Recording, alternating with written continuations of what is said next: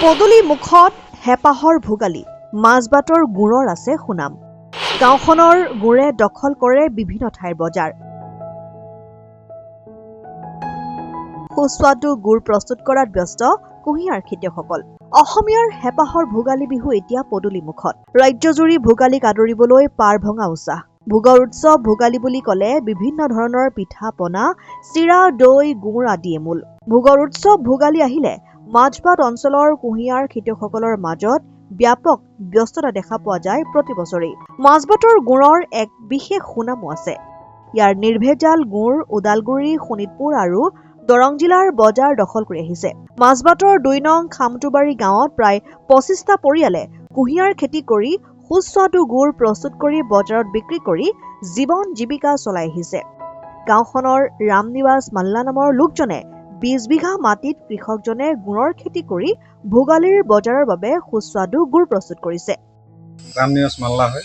কিমান বছৰৰ পৰা কুঁহিয়াৰ খেতি কৰি আছে? এইটো আপোনাৰ ১৫-২০ বছৰ হৈ গ'ল। ২০ বছৰ। এতিয়ালৈকে কিমান এই বছৰ কিমান খেতি কৰিছে? এইবাৰ ১৪ বিঘামান কৰিছিলোঁ। এটা উৎপাদন কেনেকুৱা হৈছে? উৎপাদন আধাটো ভালে হৈছিলে, আধাটো অলপ পাতল হৈছিলে। মাজবাটৰ গুড়ৰ এটা নাম আছে, কি ক'ব? এইটো নাম আছে ছাৰ, কোনো হেৰি নাই, একদম ভাল সোৱাদ আৰু চবে লাডু পিঠা চব ভাল পায় আৰু মাজবাটৰ নামেই কৰে ছাৰ।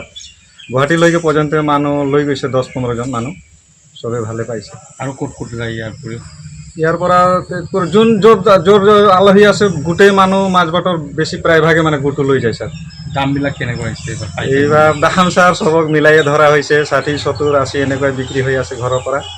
চবে বিহুৰ কাৰণে লাগি আছে, আমিও এওঁলোকৰ কাৰণে পৰিশ্ৰম কৰি আছোঁ। এইবাৰ কিমান বিঘামান কৰিছে খেতি? খেতিটো ১৪ বিঘা কৰিছিলোঁ ছাৰ। তাতে আধাটো ভাল হৈছে, আধাটো অলপ মানে হেৰি হৈছে, পাতল হৈছে। গাঁওখনত কিমানজনমান আছে কুঁহিয়াৰ খেতি? কুঁহিয়াৰ খেতি ২০-২৫ জন আছিলে, এতিয়া বৰ্তমান নোহোৱা হৈ এতিয়া ৩ জনমান থাকিল আৰু গাঁওখনত। হয় ছাৰ। চৰকাৰী আঁচনি কিবা পাইছে নেকি?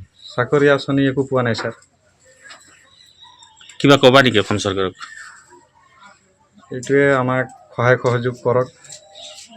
এইবাৰ কিমান কুইণ্টেল বনালে? গুড় ১৫-২০ কুইণ্টেলমান উৎপাদন হ'ল ছাৰ।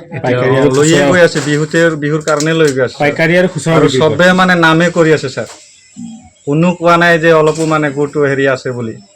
আৰু অৰ্ডাৰ দিব মানে আমি পূৰাবই পৰা নাই ছাৰ, একদম অৰ্ডাৰ ফিল আপ কৰিব পৰা নাই ছাৰ। ওৰাঙৰ পৰা প্ৰবোধ কুমাৰ দাসৰ ৰিপৰ্ট, N24 আছাম।